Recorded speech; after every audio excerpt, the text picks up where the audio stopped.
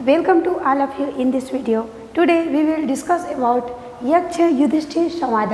आज हम डिस्कस करेंगे क्लास 10 के संस्कृत चैप्टर 5 की ओर।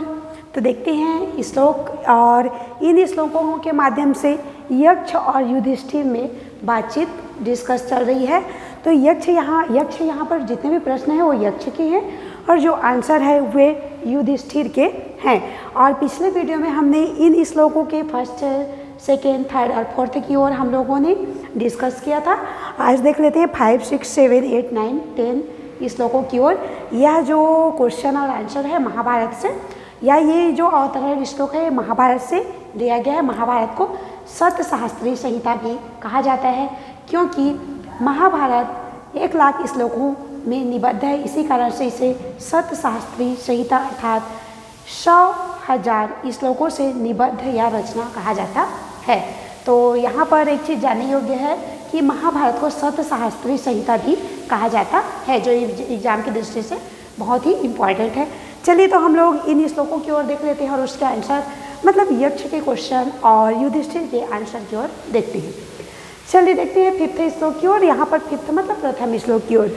धान्यानाम उत्तमम किम, देखेंगे धान्यानाम उत्तमम किम, धनानाम स्यात् किम उत्तमम, लाभानाम उत्तमम किम स्यात्, सुखानाम स्यात् किम उत्तमम। फिर से एक बार देख लेंगे।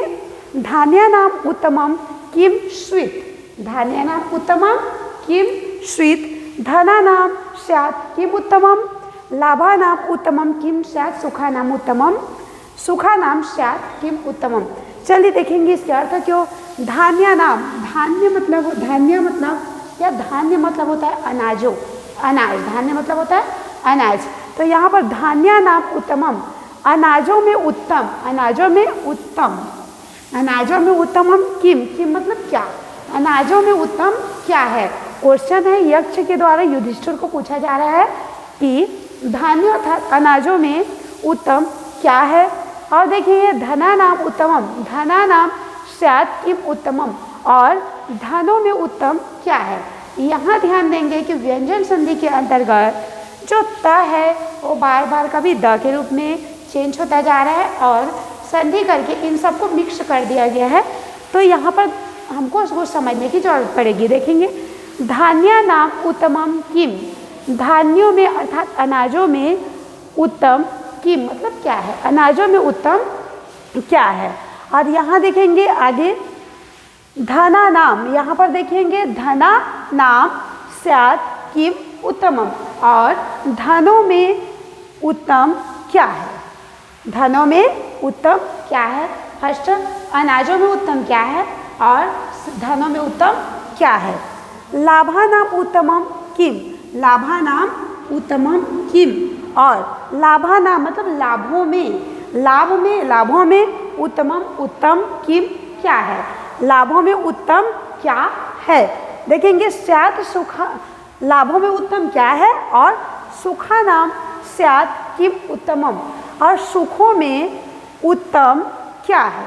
और यहाँ पर देखेंगे स्यात्, स्यात् का कोई विशेष अर्थ नहीं है, यहाँ भी स्यात् और बार बार स्यात् स्वीत का यूज किया गया है, उसका कोई विशेष अर्थ नहीं है। तो यहाँ पर देखेंगे लाभों में उत्तम क्या है और सुखों में उत्तम क्या है। इस एक बार देख लेते हैं यक्ष क्या कहना चाह रहा है युधिष्ठिर से।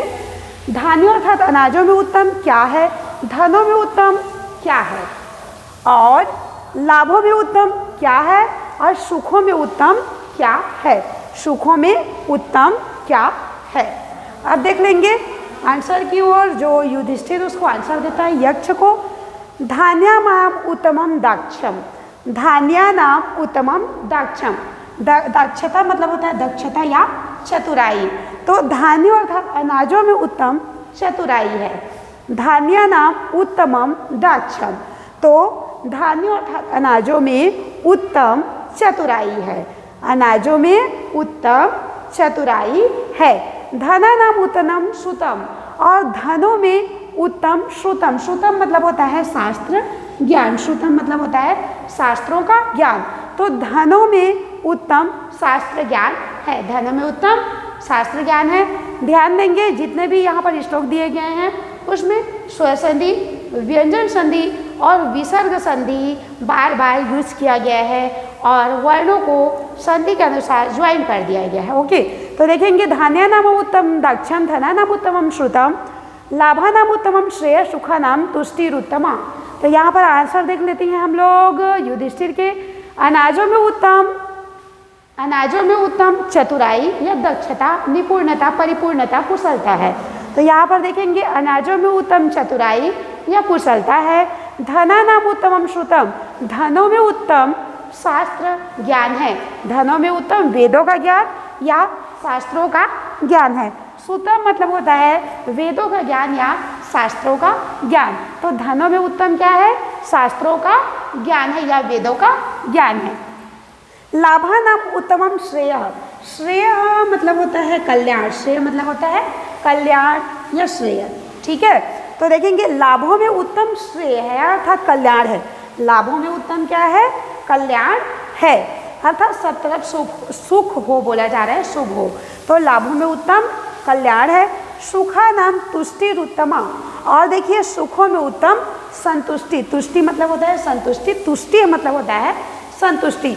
तो सुखों में उत्तम संतुष्टि है। फिर से देख लेंगे, अनाजों में उत्तम चतुराई या कुशलता है, धनों में उत्तम शास्त्र ज्ञान है, और लाभों में उत्तम श्रेय अर्थात कल्याण है, सुखों में उत्तम संतुष्टि है। अब देखते हैं हम लोग यक्ष के क्वेश्चन, यक्ष के प्रश्न युधिष्ठिर को जो पूछ रहा है। केन श्रित आवृतो लोक केन श्रित न प्रकाशते, केन त्यजति मित्राणि केन स्वर्गम न गच्छति। फिर से देखेंगे, केन श्रित आवृतो लोक केन श्रित न प्रकाशते, केन त्यजति मित्राणि केन स्वर्गम न गच्छति। देखेंगे केन श्रित आवृतो, केन मतलब किससे या किसके द्वारा, केन मतलब होता है किससे या किसके द्वारा। आवृतो, आवृतो मतलब होता है घिरा हुआ या ढका हुआ, ढका हुआ। लोक मतलब लोक या संसार, यह संसार किससे या किसके द्वारा, यह संसार किससे या किसके द्वारा ढका हुआ है, यह संसार किसके द्वारा या किससे ढका हुआ है या घिरा हुआ है। केन श्वेत न प्रकाशते, और किसके कारण यह संसार जो है किसके कारण प्रकाशित नहीं होता है, यह संसार किसके कारण प्रकाशित नहीं होता है। केन त्यजति मित्राणि, केन मतलब किससे, मनुष्य के बारे में बोला जा रहा है, किससे। मित्राणि त्यजति, मनुष्य मित्र को त्याग देता है, किसके द्वारा या किससे मनुष्य मित्र को त्याग देता है। केन स्वर्गम न गच्छति, देखिए केन स्वर्गम न गच्छति, और किसके कारण या किसके द्वारा मनुष्य स्वर्ग को गच्छति मतलब जाना, न गच्छति मतलब नहीं जाता है। तो किससे मनुष्य स्वर्ग को नहीं जाता, वह कौन सा कारण है जिसके कारण मनुष्य स्वर्ग नहीं जाता है। फिर से देख लेंगे, किससे यह संसार किससे आवृत अर्थात ढका हुआ है, यह संसार किससे ढका हुआ है, किसके कारण प्रकाशित नहीं होता है, और किस लिए मनुष्य मित्र को त्याग देता है, और किसके कारण मनुष्य स्वर्ग को नहीं जाता है।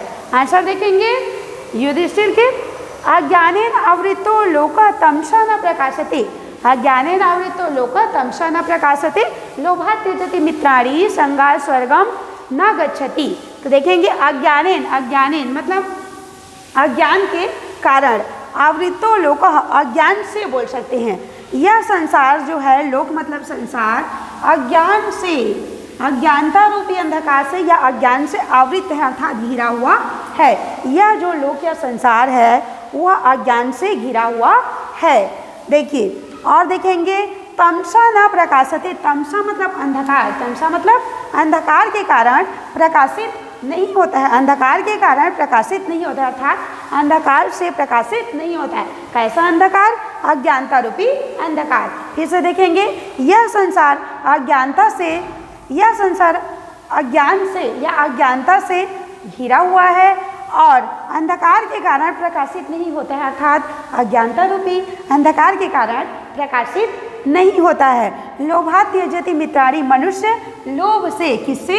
लोभ से मित्र को त्याग देता है। यहाँ पर मनुष्य का प्रयोग करना पड़ेगा क्योंकि मनुष्य के लिए ही यह प्रश्न और आंसर दिए गए हैं। तो देखिए, लोभात् त्यजति मित्राणि, मित्र तो लोभ से मनुष्य मित्र को त्यजति मतलब त्याग देता है, लोभ से मनुष्य मित्र को त्याग देता है। संग स्वर्गम न गच्छति और न गच्छति नहीं जाता है। संग मतलब संग मतलब होता है आसक्ति या लगाव के कारण मनुष्य स्वर्ग को नहीं जाता है। तो देखेंगे और आसक्ति या लगाव के कारण मनुष्य स्वर्ग को या स्वर्ग नहीं जाता है। फिर से देखेंगे, यह संसार अज्ञानता से आवृत है और अंधकार के कारण, अज्ञानता रूपी अंधकार के कारण प्रकाशित नहीं होता है और लोभ से मनुष्य मित्र को त्याग देता है और संगति अर्थात आसक्ति या लगाव के कारण मनुष्य स्वर्ग को नहीं जाता है। फिर से देखेंगे हम लोग यक्ष के क्वेश्चन युधिष्ठिर के लिए। तपः किम लक्षणम प्रोक्तम, तपः किम लक्षणम प्रोक्तम को दमस्य प्रकीर्तितः क्षमा च का परा प्रोक्ता का च हरि परिकीर्तिता। फिर से देखेंगे, तपः किम लक्षणम प्रोक्तम को दमस्य प्रतिकीर्तितः क्षमा च का परा प्रोक्ता का च हरि परिकीर्तिता। देखेंगे फिर से, तप मतलब तप या परिश्रम करना, किम मतलब क्या, लक्षणम लक्षण, प्रोक्तम कहा गया है, को किसको, दमस्य दमन, प्रकीर्तिता कही गई है। क्षमा क्षमा, च और का किसे, परा प्रोक्ता कहा गया है, का च और किसे, हरि मतलब होता है लज्जा, परिकीर्तिता कही गई है और किसे लज्जा कही गई है। चलिए देखते हैं तप का लक्षण क्या है, तप का लक्षण क्या कहा गया है। देखेंगे, तपः किम लक्षणम प्रोक्तम, तप अर्थात परिश्रम या तपस्या, तप का लक्षण क्या कहा गया है, तप का लक्षण किसे कहा गया है। को दमस्य प्रकीर्तितः और दमन नियंत्रण किसे कहा जाता है और दमन किसे कहा जाता है।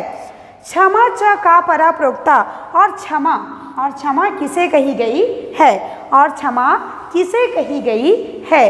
का च हरि परिकीर्तिता और लज्जा किसे कहा जाता है अर्थात लज्जा किसे कही गई है। फिर से देखेंगे तप का लक्षण क्या है या तप का लक्षण किसे कहा गया है, दमन किसे कहा जाता है, क्षमा किसे कही गई है और लज्जा किसे कहा गया है। मतलब शास्त्रों में, वेदों में इन सबको तप किसे कहा गया है, दमन और क्षमा और लज्जा किसे कही गई है। तो आंसर देख लेते हैं हम लोग युधिष्ठिर के आंसर। देखेंगे, तपः स्वधर्मवर्तित्वं मनशोधम दमः क्षमा द्वंद्व सहिष्णुत्वं ह्रिय कार्य निवर्तनम। देखेंगे फिर से, तपः स्वधर्मवर्तित्वं मनशोधम दमः क्षमा द्वंद्व सहिष्णुत्वं ह्रिय कार्य निवर्तनम। यहाँ देखेंगे तप मतलब तप, स्वधर्मवर्तित्व अपने धर्म पर लगे रहना, अपने धर्म पर, अपने ड्यूटी, अपने कर्तव्य पर लगे रहना ही तप है। अपने स्वधर्मवर्तित्व मतलब अपने धर्म पर लगे रहना ही तप अर्थात परिश्रम है। मनसो दमनम दमः अपने मन पर नियंत्रण करना ही दमन है, अपने मन पर नियंत्रण करना ही दमन है। मनसो दमनम दमः मन पर नियंत्रण करना ही दमन है। क्षमा द्वंद्व सहिष्णुत्वम, क्षमा किसे कही गई, देखिए द्वंद्व सहिष्णुत्वम मतलब होता है लाभ और हानि में एक समान रहना, लाभ हो हानि हो सुख हो दुख हो उसमें एक समान रहना ही द्वंद्व सहिष्णुत्वम है।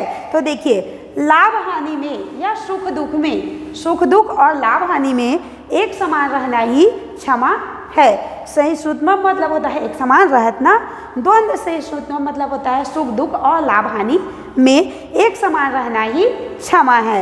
ह्रिय कार्य निवर्तनम, ह्रिय मतलब लज्जा, न कार्य निवर्तनम न करने योग्य कार्य को न करना ही लज्जा है। न करने योग्य कार्य को त्याग देना या न करने योग्य जो गलत कार्य है, जो करने योग्य नहीं है, न करने योग्य कार्य को त्याग देना ही लज्जा है। फिर से एक बार देख लेते हैं हम लोग। धान्यानाम उत्तमम किम स्वी धनानाम स्यात् किम उत्तमम, लाभानाम उत्तमम किम स्यात् सुखानाम स्यात् किम उत्तमम।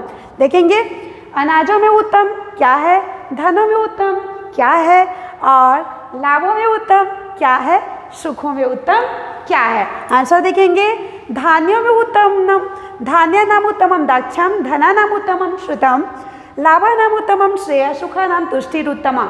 आंसर देखेंगे युधिष्ठिर के, अनाजों में उत्तम कुशलता या चतुराई है, धनों में उत्तम शास्त्रों का ज्ञान है, लाभों में उत्तम श्रेय अर्थात कल्याण है, सुखों में उत्तम संतुष्टि है। फिर से देखेंगे क्वेश्चन, यक्ष के केनश्रित आवृतो लोक केनश्रित न प्रकाशते केन त्यजति मित्राणि केन स्वर्गम न गच्छति। केनश्रित यह संसार, यह लोक मतलब संसार किससे आवृत है अर्थात घिरा हुआ या ढका हुआ है। यह संसार किससे ढका हुआ है और किससे यह प्रकाशित, यह संसार किससे प्रकाशित नहीं होता है। किसके कारण मनुष्य मित्र को त्याग देता है और किससे स्वर्ग नहीं जाता है। आंसर देखेंगे, अज्ञानेनावृतो लोकः तमसा न प्रकाशते लोभात् त्यजति मित्राणि संगा स्वर्गम न गच्छति। तो देखेंगे युधिष्ठिर के आंसर, यह संसार, लोक मतलब संसार, यह लोकः, लोक मतलब संसार जो है अज्ञान से, यह संसार अज्ञान से घिरा हुआ या ढका हुआ है। यह संसार अज्ञान से ढका हुआ है और तमसा न प्रकाशते। तो देखिए तमसा मतलब अंधकार, अज्ञानता रूपी अंधकार अर्थात अंधकार के कारण प्रकाशित नहीं होता है। लोभ से मनुष्य मित्र को त्याग देता है और आसक्ति या लगाव, संगति आसक्ति या लगाव के कारण मनुष्य स्वर्ग नहीं जाता है। अगला क्वेश्चन देख लेते हैं, तप किम लक्षणम प्रोक्तम को दमस्य प्रकीर्तितः क्षमा च का पर प्रोक्ता का च ह्री परिकीर्तिता। तो यक्ष के क्वेश्चन देखते हैं युधिष्ठिर के लिए। तप का लक्षण किसे कहा गया है या तप का लक्षण क्या है, दमन किसे कहा गया है और क्षमा किसे कही गई है और लज्जा क्या है या किसे कहा गया है।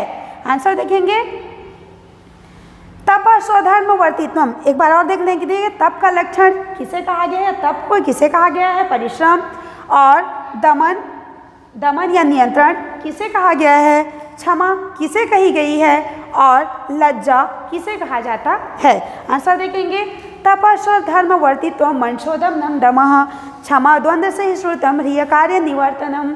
देखेंगे तप स्वधर्म वर्तित्वम, तप किसे कहा गया है, अपने धर्म पर लगे रहना ही, अपने कर्तव्य ड्यूटी वर्क मतलब अपने धर्म पर लगे रहना ही तप है, अपने धर्म पर लगे रहना ही तप या परिश्रम है। मनसो दमनम दम, अपने मन पर नियंत्रण करना ही दमन है, अपने मन पर नियंत्रण करना ही दमन है, मतलब अपने मन को वश में करना, काबू करना, उस पर मन पर नियंत्रण करना ही दमन है। क्षमा द्वंद्व से श्रुतम, और क्षमा देखो सुख दुख और लाभ हानि भी एक समान रहना ही क्षमा है, और न करने योग्य कार्य को त्याग देना ही लज्जा है। फिर से देखेंगे, अपने धर्म पर लगे रहना ही तप है, अपने मन पर नियंत्रण करना ही दमन है, और लाभ हानि सुख दुख में एक समान रहना ही क्षमा है, और न करने योग्य कार्य को त्याग देना ही लज्जा है। तो इस प्रकार से आज का हमारा यक्ष युधिष्ठिर संवाद का अनुवाद यहाँ से कंप्लीट होता है। Thank you.